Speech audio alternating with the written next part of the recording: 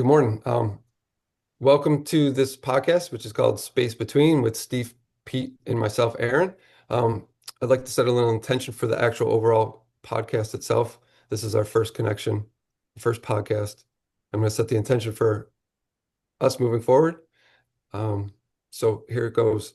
Today we hold the space with openness, honesty, and curiosity. We show up as we are, not as experts, but as real men living real lives. We listen deeply to one another, speak from the heart, and allow pauses, laughter, and uncertainty to be part of the conversation. May this podcast offer clarity, companionship, and a relief to anyone listening, especially men who don't often hear their inner world reflected back to them. We're not here to fix, preach, but to explore the space between our thoughts, our experiences, and our humanity. May what we share come from presence, integrity, and care. And may it serve as something greater than us. Thank you. And so it is. Thanks, Aaron. That was great. It was a great way of kind of setting the scene for these conversations. And as you said, guys, this is not prepped. These podcasts aren't prepped in any way. These are just three guys talking about things that, maybe guys sometimes don't really want to talk about or just feel like, they have to kind of be a certain way. And rest assured, the three of us on this call are not going to be a certain way. We're just going to be ourselves. So that said, guys, how's it going today? How you doing? I'm good, really well. I've had a good week. I shared something with the two of you earlier on in the week, which was a story that popped into my news feed about a guy that had been struggling with his mental health, and he found solace in supporting my local football team. And he'd actually called into the local radio station and told his story, and apparently it had really hit home with a lot of people. And the main thing that I shared with you two was the conclusion to that story, which said, when I is replaced by we, illness becomes wellness. And it was something I hadn't heard before. But it really hit home about how sometimes sharing maybe your struggles with other people. And that's what I'm hoping we're going to do as part of this podcast. It really helps. And it's not something, as Aaron hinted to in the introduction there, it's not something that guys always do. Yeah. Our general conversations tend to be lots of banter and all the rest, and we don't maybe share our emotions and feelings like maybe the ladies do, but it's something that could be very helpful. Yeah. Yeah, Well, Steve. that brings that illness into wellness when we kind of bring the conversation into a space where we feel good and safe and where we can reflect back to one another. And that's important because maybe most of us, some of us, really haven't had an opportunity to kind of do that. And to have that here now in front of us is growth, right? We're able to kind of see that and share that with one another because that wellness is huge. That well-being, it comes for a matter of different facets, mental, physical, spiritual, and sometimes it's left out, and our thinking is a main component of the direction of our lives. Yeah. Yeah. And I think that, we all from time to time tend to keep things inside, whether male, female, whatever, we tend to kind of, keep our feelings as, kind of inside, especially those feelings that, you just don't feel like somebody else. You may feel like you're burdening someone with the feeling, with what's going on, or bothering them, or whatever. But the times when I've I've decided to let go and talk about things that are just getting, and it doesn't have to be something significant. It could be something at work, something, with friends or family or wherever.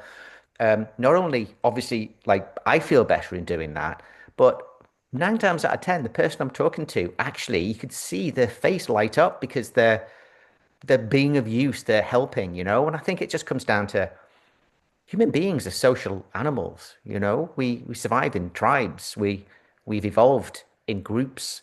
And we've evolved the ability to communicate within those groups.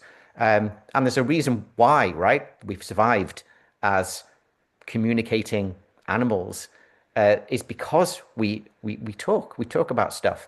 And I think as society has evolved, we've kind of become almost like indoctrinated into there's certain things you can say and certain things you can't say.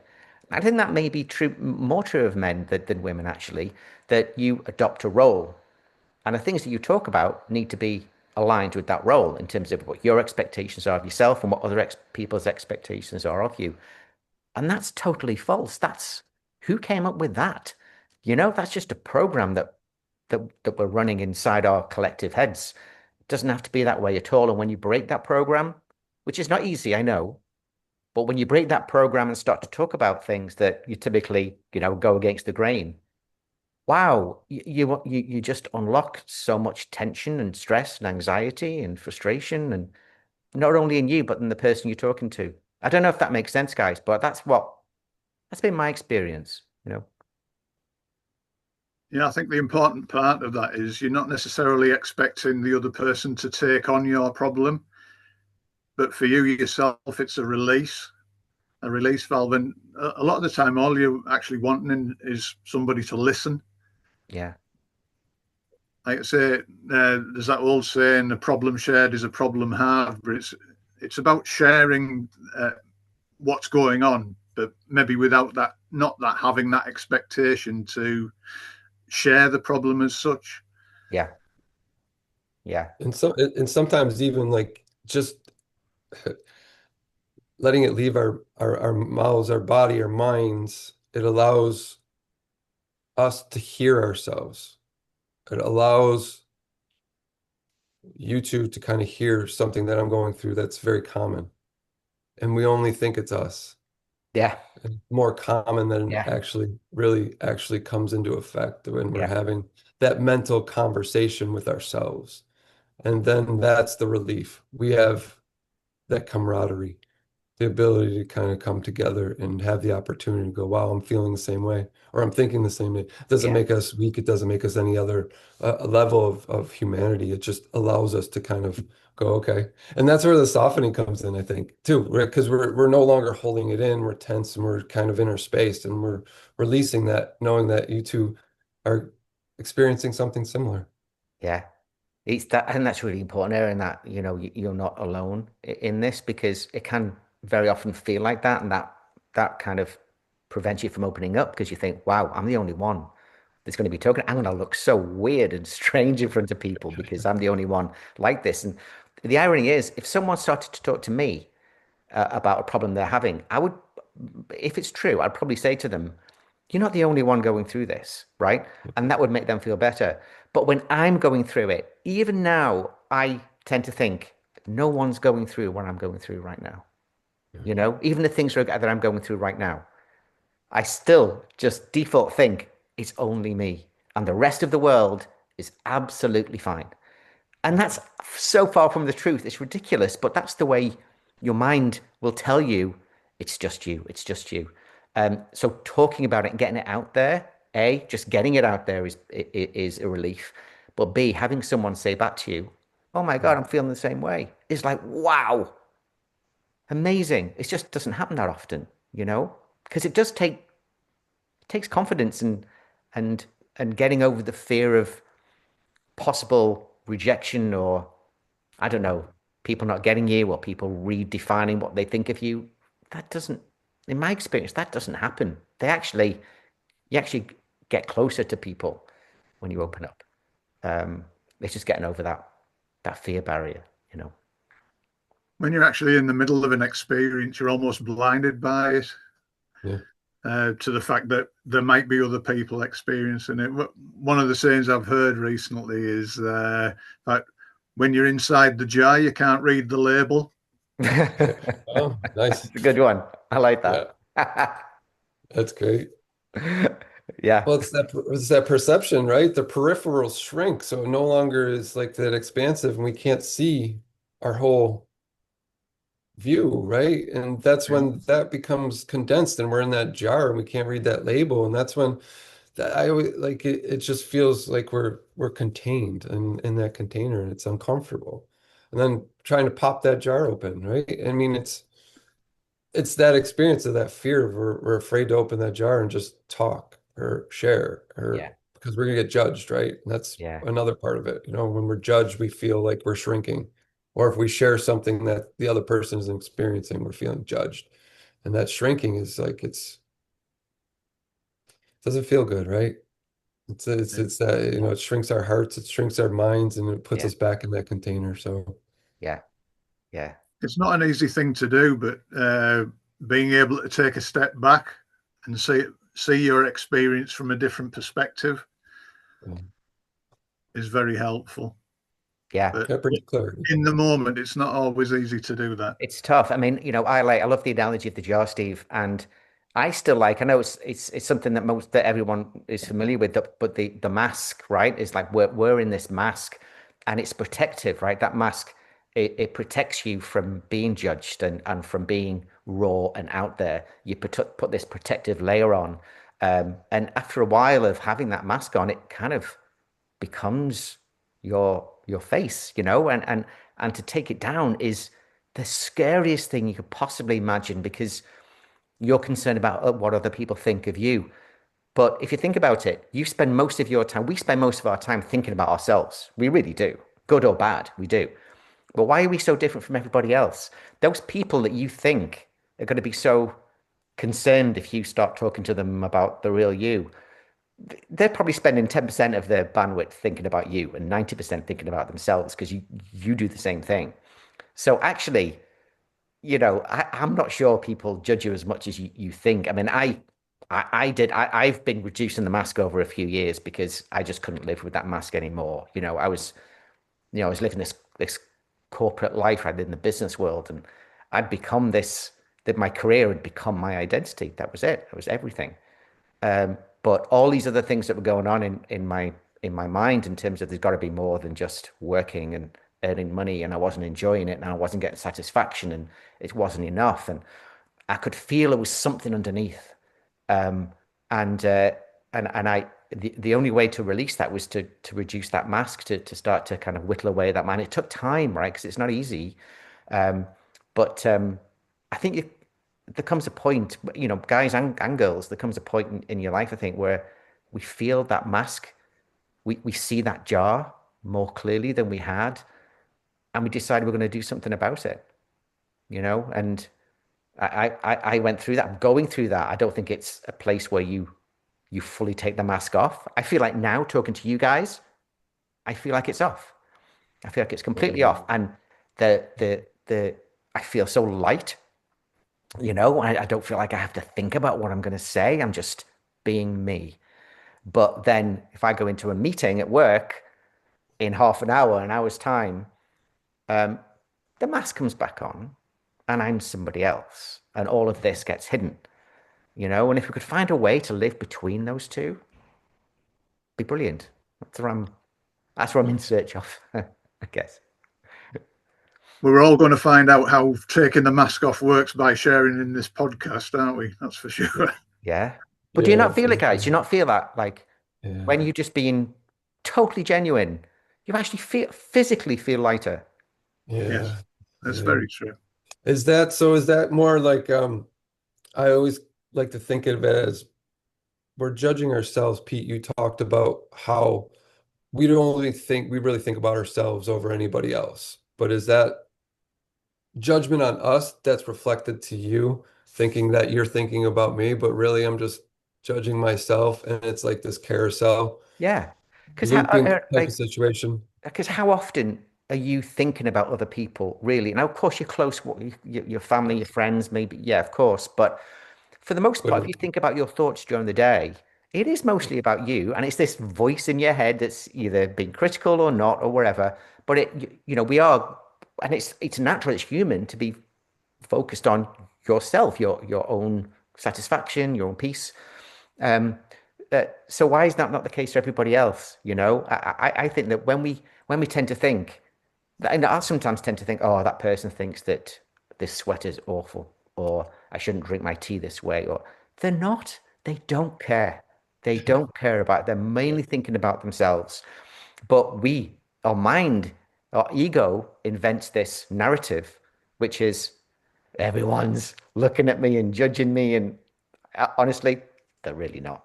So when you want to come and be your genuine self, they're not judging. In fact, honestly, when I started to become more myself, guys, started with close friends and stuff, and they noticed the difference, and they said, "I wish I could do that." How did you do that? What's the blueprint for doing that? So there's an urge to do it, but a fear of talking about these things as well, and and that's natural. Yeah, that fear of judgment. It's that coming back to Yeah, that. Like, we're worried about what you're going to say about me when you're not even saying anything about me. I'm just saying it about myself because I'm yeah, drinking my tea and yeah, wearing my sweater. It's yeah, always going to, and that creates that layered mask. Like when you walk into your meetings, you're putting that mask back on, like they're judging you, but they're really like, "Where's Pete? We can't see him behind the mask. We yeah. want Pete to show up, without that mask to fully Yeah, present this, yeah, you know." yeah. And where it got enough for me, guys, was where, especially in work, where wearing that mask started to grate against my values, Yeah. where there were things going on at work that I didn't agree with, but I had to agree with in order to adopt the role that I had in the business, right? So Pete with the mask would say, "Yeah, yeah, yeah, totally agree." Behind the mask, I'm like, "Oh my goodness, no, no, no, no," and that delta between the real me and the mask got so much that I just literally couldn't take it anymore. And when I talk about this to other people that I've worked with in the past, they were feeling the same way in the same meeting sometimes, and that's not a way to live. We have 80 years on this planet. Like, don't waste it. Please try not to waste it fighting the mask all the time. That You know, creates that that's, tension yeah. within the body, right? That And creates that yeah, tension for you. And then talk you, about you're wellness. starting to feel different. Yeah, yeah, You know? yeah. I mean, if you guys felt that, have you felt that get to a point where it's just, and then you get to a point where I need to talk about this, have you guys got to that point where it's just, I can't pretend anymore? Yeah, it's been a big portion of my taking off the mask over the few years, just really getting to know myself. Where are my judgments coming from? What's my clarity? Why am I confused today or whatnot? And just the same thing. And the more you show up as yourself, the more invitations come into life, the more opportunities come in, the more you see yourself as you Yeah, just showing up because we're all covering up more than what we actually admit. And when that slowly drops, we're able to really show up differently. And people are like, wow, you're authentic. I'm just like, no, I'm just kind of more being me. I'm feeling more like me. And when that compression hits inside of you, when we put that mask back on, Steve, when we're putting that back on, that's the discomfort for me. yeah, That's where the confusion and that unsettled feeling within me happens. And that's what I don't really agree with. But yeah, it's hard to put that mask on, right? Put it back on that you used to wear. It's not fun. It's not easy. it gets It's a, heavier. It gets heavier yeah, every time yeah, you put it back on. right. Even though you took off a couple layers, it feels like you put another 10 back Yeah, on. yeah, Yeah. yeah, yeah. Mhm. What I found interesting as well is, when we say you take the mask off and it's the real you. Well, I wore the mask for so long, I didn't know who the real me was. I didn't know what was underneath that. It'd been hidden for so long, not just in work, but personally, like just things I wouldn't tell my family. There were, and not big secrets, just the fact, just you get home and you're just feeling down. You wake up, one morning and you just feel shit, But no, no, no.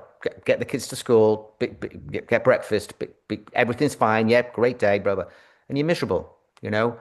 Um, so so a learning for me, I think, was as I started to kind of work on taking this mask off, it wasn't that I was kind of, oh, this is the real, I was discovering who the real me was because I'd forgotten, you know. Um, and it was really interesting because I learned a lot. I learned a lot. And I don't know, I think that's part of what life's all about is to realize who you really are, because society will put a role on you, will put a mask on you if you let it. And some people are happy with that, and that's absolutely fine. But if you do feel like, nah, this is not right, there's something more, then you owe it to yourself to try and figure that out. That's growing up with it as well too, right? So over time we put that mask on to just try to fit in and make a living, right? And that's usually what we have to do is make a living. And when we start to put that mask on, we're like, oh, this is kind of working. This is kind of working. We're putting on another mask, another way. But really, we're not really being authentic or finding our true path, our true nature. And sometimes it's more than just, making money. Because, your purpose really isn't based around making money. It can be, but it's not always. Right. Sometimes it's showing up as a volunteer, sometimes it's being a father, a mother, a parent, Yeah. anything else can be in service to other people. And those masks build up over time. And I think once we get to a certain point, male, female, whatever, it doesn't matter. It's just a matter of we realize we don't like this person, this mask that's behind here. And it's heavy. And that's where these conversations come in. They help us shed those masks, release the judgment, and start to forgive what we've done, even though we didn't do anything on purpose. We're just following what we needed to do to make ourselves be successful. Oh yeah, none And of this was our fault. It just happened, right? Um, but I do think there comes a time in most people's lives at some point where they reach a fork in the road where it's like, I'm going to continue to do this and have, the nice house and the nice car and the happy family and stuff, but inside I'm tortured.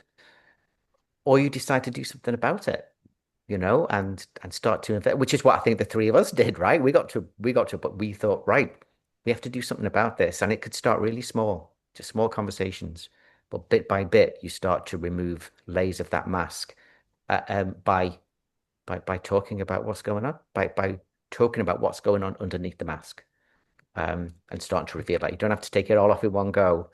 You just start talking about small things, and it feels good, so you do it more. Until I don't think I'm ever going to live a life where I don't have a mask at all. Um, or at least I know I have it and I know that I can take it off, like in this conversation. Um, that in itself makes life a lot easier to live. Did you guys ever feel trapped almost by your own success, where rather than it being a mask, it's almost like a prison? I've just realised actually when I first left school, I started a career in telecoms engineering, and I was in that career for 22 years, and Wow. it's 22 years since I left it behind. But I got to the point where I almost felt trapped by the salary, the company car, Yeah. all the trappings of a successful career. And I got to a point where I said, I can't do this anymore. Mm.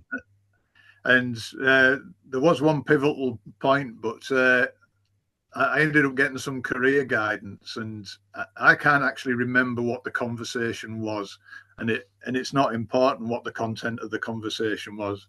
But this guy turned around to me, and said, "Have you ever thought of working with young people?" And it was something totally and utterly off my radar. And I had two meetings with this guy, and I went back to for the second meeting, and I couldn't get it out of my mind, and it was ticking so many boxes. I had to walk away from that previous career.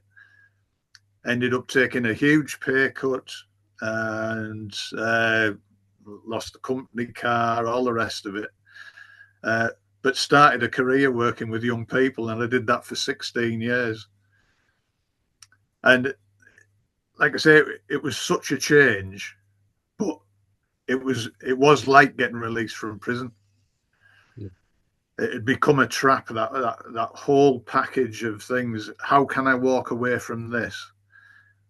Not knowing what I'm walking out into, but that's exactly what I did. Yeah.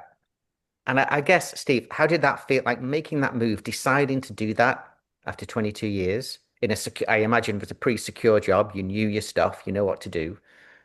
How did that feel like? That must have been scary, right? it was very scary, yeah. Yeah. But it was one of those things. Once I got my focus on this, working with young people, opportunities that I would never have spotted before were just coming left, right, and centre. Yeah. Had to go through the process of applying for all of these things, lots and lots of training and all the rest of it, but just bit the bullet and did it. Yeah.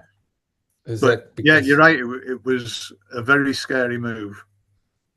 that sounds like you just innately knew that was your path, your alignment, and you just started to really listen to yourself, and that brought in In opportunity. hindsight, it's very much aligns with what we talk about with the understanding that we're uh, learning at the moment. And that's how the three of us have met, is through the training course that we're doing. Yeah.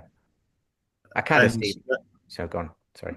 that's what I kind of do now, is I look back and at key moments in my life to see how this new understanding actually works, and I just wasn't aware of it at the time. Yeah. Yeah. I kind of, the analogy of like, it's like a river, it's like a river that's flowing. And a lot of us, definitely me, spent a lot of my time fighting that and going upstream and hitting loads of boulders in there and but still fight, and you can feel it. You're physically exhausted, and you're not really doing what you should do, but you've got to stay there because of the house and the company car and kids' education and all of that, right? Like you have to. But if you did just let go, if you just let go, even just a little bit and started to go with that flow, it'll take you where it wants to take you. And I genuinely believe that. I think that the belief that the three of us have as well is that like there is a direction in your life. You do feel when you're not going in that direction because you do get the mass gets big, that the feeling of heaviness and weightiness. Um, but when you start to go with the flow, not only do you feel more ease, but that river takes you to places like those things, Steve, you talked about where things would just happen. Totally surprised, like, wow, that happened, and then that happened, and that's no coincidence. That's this river taking you where it wants to take you and giving you little validation points along the way. And we've all felt that sometimes when, we've been in a good mood and then something else comes along that's really good. And that's just in the flow. So if you magnify that to your life and just think about life is maybe it is this kind of flow of this river. What happens then if you just let go a little bit? I'm not saying totally go on your back and float away, but just let go a little bit and just see what happens. Even talking about stuff maybe is a little bit of a release of that current. Um, and it will take you where it wants to take you eventually, or you'll just exhaust yourself. And I believe that honestly, guys, that's where stress, anxiety, depression, it all comes that the core of that is fighting this inevitable flow that each of us have. I don't know. But that's where I feel it. I feel it strongly sometimes. Yeah. Yeah, that's where that perception, the perspective peripherals shrink, right? And then we're kind of back into that space of what do I need to do? I need to take care of the important facts and keep a roof over my head. And then we're just never really doing anything creative or for ourselves. And that comes back to the conversation. We keep things inside of ourselves, right? We never really speak out because we're now stuck in that loop of just trying to maintain a life that we are really fully content with. And that's when we stop opening up. That's when we shrink. That's when we're at a point where we're going to break and we need to have that opportunity to kind of open up. And that's when the jar opens up and we're back in a place where we're having this conversation. So Yeah. it comes full circle when we really kind of lean into that side of us. Yeah. Yeah. And you're right, Steve. Like it is, because I've been through the same kind of thing, that it does feel like a prison, that, the bigger the house and the better the car and the better the holidays, the stronger the walls are of the prison keeping you in. Um, but you've shown that you can break out of it. Like it's not actually, it's a self-made prison. Uh-huh. Yeah. You break out of it and probably be, I don't know, a better dad, a better brother, a better uncle, a better friend, because you've been more authentic to yourself. as opposed to being a very well-dressed prisoner in your own mind prison. You know what I mean? Because it's not real. It isn't. But I'd say 90% of the Western world believe it's absolutely real and there is no choice, you You know? mentioned values earlier on, Pete. I think if you never take the time to stop and remind yourself what's important to you, what your values actually are, Yeah. uh, it does become exhausting because sometimes if you haven't got that understanding of yourself and what your values are, you're fighting something that you're not really sure what it is. Yeah.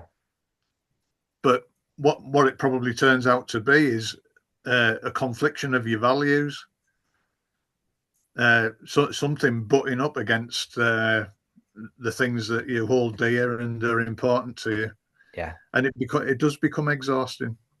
Yeah. Yeah. I got to a point where I had to write them down. I had to think about them and write them down. I'm not a big kind of journaler or anything, but I had to spend a bit of time a couple of years ago just write what are my values? And then I would compare that to this one was in relation to work, but like, what did people think my values were in work, you know? And like one of my core values was helping people. I really want to help people. I really want to. The values at work was like profitability, stiff the competition, win at all costs, and optimize, optimize, optimize. And the two were just diametrically opposite. And it was an eye opener to just looking at it on paper instead of just it sloshing around in the mind. Yeah. Was very stark. Like, wow, these are so different. No wonder I've been feeling down and frustrated and anxious and low, and because this is why, but I had to write them down first. So maybe that's something that, anybody listening to this, you might want to just think about doing that. Just write, it could be three, could be five, could be 10, whatever. But writing it down just kind of gets it out of the chaos in the mind and it's tangible. And then you read it back and the mind reads it back and can actually see it outside of itself. It's it's more impactful that way, I think. I don't know. What do you think, Aaron? Did you feel like you had a good handle on your values? No, not at all. Yeah, Not at all. No, I floated around for a long time, without really just kind of understanding myself. yeah, But what came up for me was, at the time, at the moment, those values, what I was doing felt right. There was something about it that I felt like I needed to do, even though it wasn't right. But it goes back to that understanding that this is what I need to do to survive. And when we're stuck in that, it really kind of hinders us. But it doesn't really come clear until we start to get to that breaking point of really not tuning into our values and what we really deeply want. But for me, it was over time. So when I was younger, I followed a lot of arts and sports, but I really loved the arts. And I was actually a photographer when I was younger for a couple of years, and then I dropped it because I needed to make money. yeah, Right. So I picked up another job, picked up another gig. I'm like, how can I make money doing this? It wasn't about the money. It was about the joy, the principles of being behind a camera. Right. So, and just taking pictures. And I lost that, and I think that's what gets clouded behind it is when we start to really think that we need to do this. Therefore, so when we think we need to make money and do a job, we kind of lose time and energy to put into our hobbies, our creativeness. And I think that can be shared with, one another. It doesn't necessarily always have to be, I need to be the creative side of myself. There can be that balance between the two. And that in itself would help move forward with the creative journey ourselves, understanding our values and just being able to be in a place of less judgment, yeah, less wearing a mask. You're not fully masked at that time, but you're still being yourself. But, how do you get to that point where you can understand that in yourself, that these endeavors are part of our journey here? yeah, That was the hardest thing for me to kind of, balance between the two, because being in service is huge for me as well, helping others, but also that creative side. That's where I balance my well-being is when I'm out taking pictures and walking in nature. That's a huge part of my life. If I'm not doing that, that doesn't feel like me. The service side becomes a depletion and no longer replenished on that side of just being feeling good about myself. Yeah. And those things play an effect in our lives. And when we can realize that and understand that about ourselves, it helps to set us free. Yeah. Yeah. I mean, I went through a phase, I was living this corporate life, but I'd always had this underlying similar creativity, not photography. Mine was acting. So I was on stage a lot and doing acting stuff and absolutely loved it. When you're taking pictures, Aaron, and time seems to just disappear. You're not in time anymore. I would get on the stage being someone else and get off the stage, and I'd been on the stage for an hour, and it was like 2 minutes had passed by because it was 2 minutes of Pete time, but 58 minutes of somebody else's time when I was on the stage, and I loved doing that. But also into psychology and philosophy and spirituality, and so like working from home, going in meetings about marketing, and then having a break and putting a podcast on about Nietzsche, or some other philosopher and stuff, and then going back to what I had to do to earn money. And I went through this phase where it's like I've got one foot in one life and one foot in another life, and it's pulling me apart. Like I'm going to be doing the split soon because this is really getting so diametrically opposed. But I think I've come round now over time to think, well, hang on, maybe that's the way it should be. Maybe you do need to have your feet in more than one, maybe more than two. And that's the whole point of life, is like navigating these different areas of your life, but having it centered on one kind of purpose and meaning. And that purpose and meaning doesn't have to be having a great job or taking the best photos or doing the best play or whatever. It's something deeper than that. And we all have to find out what our own meaning and purpose is. But I think the purpose of life is to know that purpose and be aligned with that purpose while you have your feet in all of these different places. Because otherwise, that's what the human life is all about, right? It's a roller coaster. It's ups and downs. Because a straight roller coaster would be boring, right? So it has to be up and down. You have to experience stuff, and that's the whole point. And when you get that, and whether it's true or not doesn't really matter. If you get it, like I got it, it just makes things more. I can get through things more easily. If I'm going through a bad time, I know it's not going to last because a roller coaster doesn't, and I know it's part of the experience of life. And when it's up, I know that's not going to last either, but I'll enjoy it while I can because it's part of the experience of life. Um, and that, I don't know, that philosophy for me just makes life a little bit easier, you know? And we kind of forget something too about service. Like we all want to be in service to help humanity in some way, does, just be there for others. And like that creative side is a service. People look at when you're on stage, both of you are on stage, right? You're a musician, you're an Yeah, actor, Steve. Yeah, like, good. Bass player in the right? band. Like, wow. Like, right, you know what I mean? That's a service to others that we forget about. That's part of our purpose. Just sharing my art is part of my purpose, and that's something we forget. It's not just for me. Originally, it was for me. That's the only reason why I was going out to do it, was just to experience life in a different, through a different lens. No, and for me to kind of start sharing it and hearing people's reactions really like changed the way I started to view my creativity and putting it into the world, because we forget that it is a service and we want to be in service to others. So, but bringing joy through that service is important for others. I think, Pete, you mentioned like the corporate life earlier on, and anybody that's been in the corporate world will have had the company mission and values hammered into them without really considering what your own life mission and life values are. Yeah. And we've kind of touched on that a lot as we've been talking. And I think the importance of knowing what your mission is, like Aaron says there, we're all looking to be in service to help others.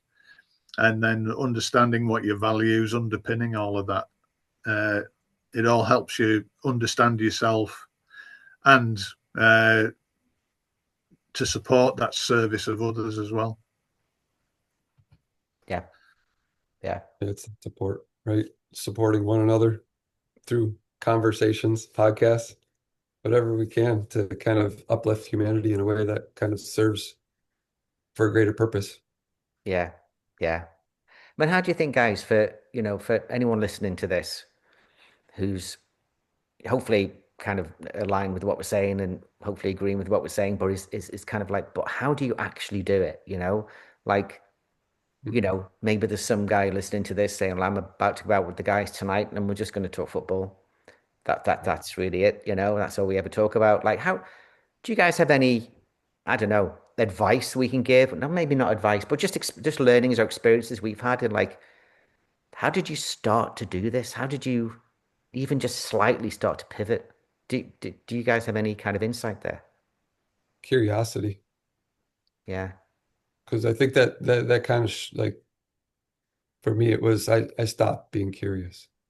yeah, I really did. I stopped being curious about other people, about life, and I was just focused in on what I needed to take care of. So once I started to become really curious about others and myself, even just understanding myself, that curiosity expanded and opened up my vision. So, if you just have one question that'll kind of give an opportunity, open up the space, it might help your friends. And I think that's what we're doing here today. Yeah, I think the pivot for me came as a telecoms engineer. I was doing lots of technical courses, and the pivot came when I started being sent on some personal development courses, and something was clicking. I wasn't quite sure what it was at the time, but that personal development journey just revealed, yeah, that's the field I need to be in, is developing myself and getting the opportunity to serve others and help them develop as well. yeah, yeah, yeah. It's funny to say. Mine was a little bit similar as well. Is like years ago, I was living in the States and we went to one of these training courses. It was more like, the trust falls and stuff, and it's all about kind of how your character type, what's your character type, um and it was a sales and marketing one. I'm a marketing guy, so it was sales and marketing. And we all got into this hall, and there was two circles drawn on the ground, one labeled introvert and one labeled extrovert. And to start the day off, there was probably about 30 of us, and we're like, right, how do you self-identify as an introvert or an extrovert? And I'd say of those 30 people, 28 of them, I think, went into the extrovert circle and two went into the introvert circle. And I was one of the two because we'd been talking about what makes an introvert or an extrovert. And it's not necessarily the loudest person in the room. It's just the person that gets energy from other people versus energy from themselves, right? And I've always been the kind of person, even though like I've been this executive marketing guy, where to network with people and talk to people, I could literally see the battery running down as I'm talking to people, and then I have to go to my hotel room and recharge by being by myself for a while. So I put myself in the introvert circle, and most of the 28 others were in shock. They couldn't believe it. They said, "No, no, no, Pete, that's the introvert one. You got to come over here with us." I said, "No, guys, no, no." And it was like, wow. And part of me was like, shit, I'm really exposing myself because they all think I'm an extrovert and I'm like loud and the loudest voice in the room. And I'm really not. I'm really not that all the time at all.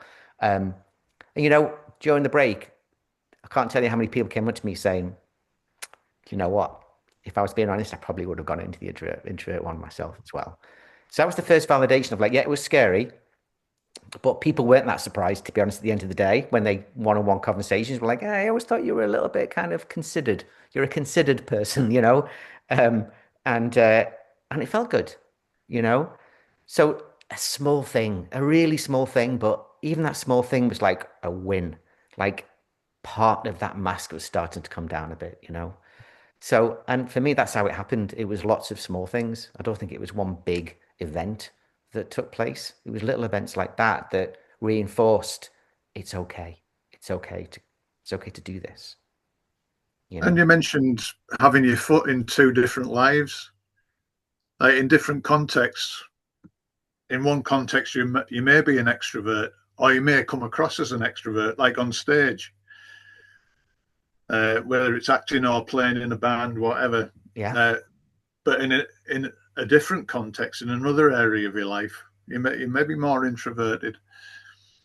So it's all part of life's jigsaw. If you see it all as a jigsaw puzzle with lots of different pieces, uh, you're always building the jigsaw. You might lose a piece of the jigsaw, Yeah. and other pieces of the jigsaw might fill in that missing piece, or you might find a different piece Yeah. that fits. Yeah. And that's the fluidity of life, isn't it? That jigsaw doesn't stay static. It's not one picture all the time. Yeah. I love that analogy. I love that So analogy, Steve. some pieces come, some pieces go, Yeah. but Yeah. it's always complete. And a lot of us believe that, I am this one piece in the jigsaw. Like I am, it's a very important piece. No piece is like this. It's just me. This is my piece, Yeah. separate from everybody else. But actually, no, you're a jigsaw. You're a collage of all kinds of different things, and that's what makes life what it is. I love that analogy, Steve. That I'm going to use that. That works. Thank you. uh, what do you think, Aaron? Anything to add? No, I think that it was brilliant. The jigsaw piece. I think that's how we make our tapestry, right? It's woven from the different points, and we're able to kind of share that. And now we're sitting in front of the screen, Yeah, sharing our experiences, and it's huge to kind of be open without masks, and it's comfortable. So yeah, like this is really important to kind of be here, with you guys to yeah, kind of share what's going on and what's happening in our world. So I'm yeah. excited. I'm really excited about what's happening, for the three of us moving forward, and I'm super grateful for this opportunity. And you're like a rock, Pete. You brought us together, and you guys were talking, and we're here. We're sitting in front of it. Guys, I mean, this podcast was inspired by three amazing ladies in the group that we're with, and they have a podcast called "It's Okay to Be Okay" on YouTube, and it's awesome, man. A very similar format, right? Just three people talking about stuff, but in a very open and honest way. It's just, we figured that it would be really nice to have three guys talking without the masks to see this is what it's like. I don't know about you guys, but it's been 55 minutes now and wow, that went fast and it felt easy, and I don't know, maybe that's what life is supposed to be, really. That was the original intention. And Yeah. then we kind of obscured it with life and the beliefs that we have that most of the time aren't real. So no, I look forward to it, Aaron. I look forward, like we're going to do quite a few of these, and we have so many different topics to explore. This one we covered a lot of stuff on the masks and the, how to start talk. But I would love to, get into more detail about some of the challenges you guys have had. I'm happy to share too, and yeah, and hopefully, folks out there listening, maybe it'll give you, well, maybe it'll just give you half an hour just to listen in on a conversation, and it might be fun. And during that time, you might get some insights and, you know, things to try. What do you think, Steve? Anything to add? Yeah, I'd just like to thank anybody that does happen to come across this podcast for taking the time to listen to what we've got to say. And thank you too for the opportunity to pull all this together. I think this could be the start of something quite special. Yeah, Thank you. yeah. Thank you, guys, and yeah, stay tuned. We're going to try and do these every couple of weeks if we can. So stay tuned on the YouTube channel, and yeah, we'll see you again soon. Okay, see you guys. All right. Thanks, guys. Take care. Bye. Thanks a lot. All right.